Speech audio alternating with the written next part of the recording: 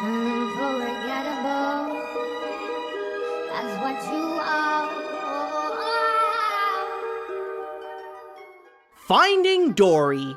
Ah yes, I remember when I saw Finding Nemo back in 2003, easily one of the greatest animated films of that decade. It has a wonderfully told story that's as adventurous as it is heartwarming, a huge cast of beloved and unforgettable characters, and animation that's absolutely phenomenal, even by today's standards. It was really one of the films that brought Pixar to the top of the animation industry. However, with all that said, even if it is one of Pixar's best, it's not really one that people have demanded an encore. I mean, when you look at the first film, it seems like it was more of a standalone movie with nothing much to indicate that there would be more adventures. All Marlin did is just, "Hey! Where the fridge is my son?" Oh, there he is. But then again, I'm not the one who dictates which movie gets a sequel. So now that we do have a follow-up to this, will it still be as grand and touching now that it's Dory's turn to get lost? Or is this a sequel that we'll easily forget? Let's find out! The story. So how do you make a sequel to something like Finding Nemo? Do you do the same thing, but with Dory? Well, kinda. It is true, though, that in terms of the structure, it does copy a lot of the elements that came from the predecessor. Just switch the locations from a dentist office to a marine conservatory, and now make the child search for the parents. In that regards, it is possible that it can be a bit predictable if you look at the big picture. However, what does make it different from the first film is the focus of what this is all about. While Nemo is more on the adventure of a dad literally swimming oceans to find his son, Dory looks more into the origins of its main character. Bit by bit, it would often cut to Dory as a child as she would remember those small elements and show how she ultimately ended up lost, which is the movie's key in order to progress this story. My mom, my dad, I have a family. We will never forget you, Dory. What if I forget you? I miss them. Funny enough, more than a decade ago, they wanted to do something like that for Marlin on how he was so paranoid in the first film instead of making it the prologue we see today. While that idea wouldn't necessarily work for someone like Marlin, this technique is used at its best potential for Dory, since we're equivalently learning about her past as much as her, as she would suddenly remember small pieces of what happened. But even if it has those unique plot points, there are other elements that this movie would take from the previous one that would make it strong both on its own and as a Finding Nemo sequel, including the sense of new adventure to new territories in the eyes of a fish, the lighthearted humor that can bring in some good laughs, and most importantly, the heart with the essential theme of family. On top of that, the movie also looks upon living with a disability, how despite it can annoy others, it's all about using your strengths and doing what you do best in order to achieve your goals, with the help of friends and family, of course. Andrew Stanton and the other writers might have cheated a bit by copying from the first film, but they still managed to write a strong story nonetheless. The animation. One of the strongest and most memorable aspects of the first film is how Pixar has seriously elevated the standards of computer animation by bringing us something that looks as phenomenal as the ocean itself. So how can you step up from that? The answer? Slightly better. Whatever improvements you would find in this film compared to the other one is because of how advanced we've become in terms of technology. That allows Pixar to really improve their craft and make the characters and the environment around them look even more realistic than before, including more defined textures, more different large environments, more different ways for our characters to be in peril, the list goes on. As for the elements of animation done right in the predecessor, it still continues here, but now a bit more elevated with the new characters and areas. In terms of design, they stay true to the anatomy of their represented fish, but also include an animated touch to their eyes and mouths in order for them to be more expressive.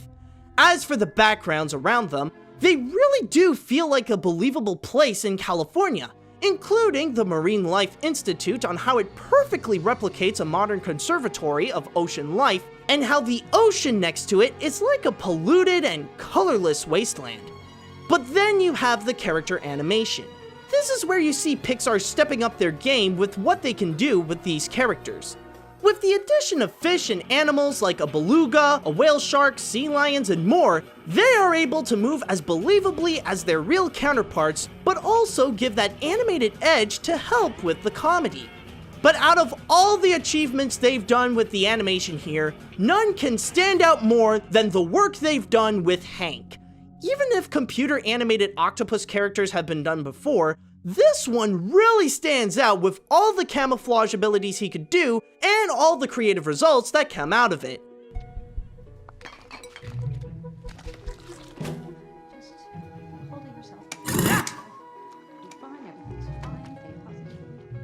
Even after 13 years, the ocean still looks amazing to watch when Pixar brings it to animation.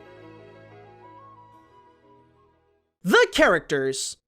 Probably the biggest selling point of this film is to see these characters back on the big screen, and there's a very good chance that you won't be disappointed with them. Of course, as this movie is all about Dory, she is easily the strongest character of the bunch.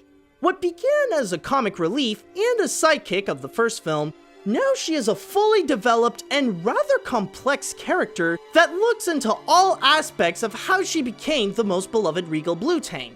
From how she would try to cooperate with her short-term memory loss, where do the elements from the first film came from, like speaking whale and the Just Keep Swimming song, how the little things can suddenly trigger her memory, and more. No matter how you feel about Dory, you'll be able to find a new appreciation for her thanks to this.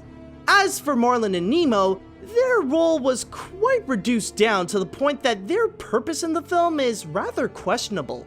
I mean, Marlin is still presenting himself as the worrying father that still has a good heart, but now with Nemo being a bit annoying as the smart kid and Marlin's new companion, they're not as strong as they used to be in the first, and their part in the film feels like it's only there to emulate what they did before. With all the new characters, they follow the tradition of the predecessor to give the film more humor and serve a purpose to aid Dory on her journey to find her parents. Destiny and Bailey are the replacements of Gil's gang in the Dentist Aquarium to help Dory, even if they have their own disabilities, but also bring in some fresh comedy. Well, Bailey's head is supposed to put out a call, and the echo helps him find objects far away. Oh, but apparently, he's still healing. Now I know you're talking about me. With the animation star here, Hank, he is as enjoyable and great as it is to just watch him. He's like a grumpy old octopus that's more set on his own goals, even if it means to use Dory for his own benefits, but you could tell deep down that he does have a heart. Or three. With Fluke and Rudder, on the other hand, their purpose is more to help Marlin and Nemo, but because of how that part of the story is not as important as Dory's, they just feel more like additional comic reliefs, and that's it. As for the other characters that were from the first, don't expect them to all suddenly come back.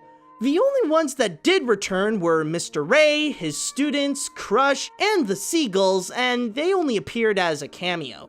Sure, there are some that have a bit of issues, but it is nice to get back in the waters with these characters again.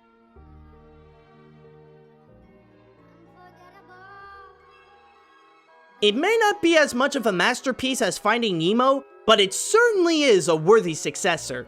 Finding Dory is a surprisingly well-crafted sequel that manages to capture the heart and fun of the first film with beautiful animation and some lovable characters both old and new.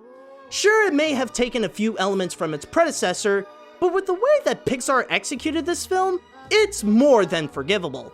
This is an absolute must-watch for any fan of Finding Nemo. But I will say that watching the first film would be advised to have more of an understanding. So, if you have not, then what the fridge is wrong with you? Finding Nemo is one of those films that everybody has to watch. In fact, if you never have, do it right now!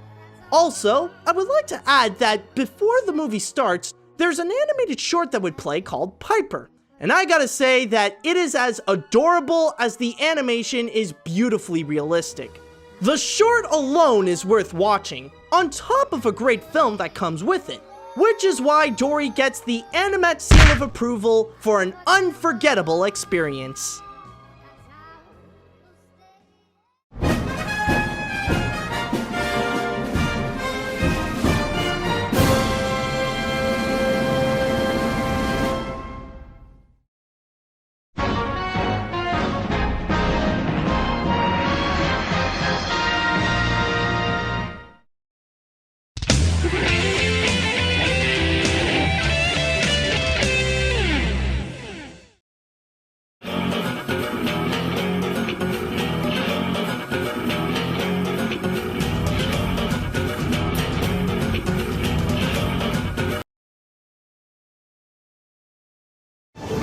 Totally sick! I know. Isn't it great? No! I'm gonna be totally sick! California carrot, dude.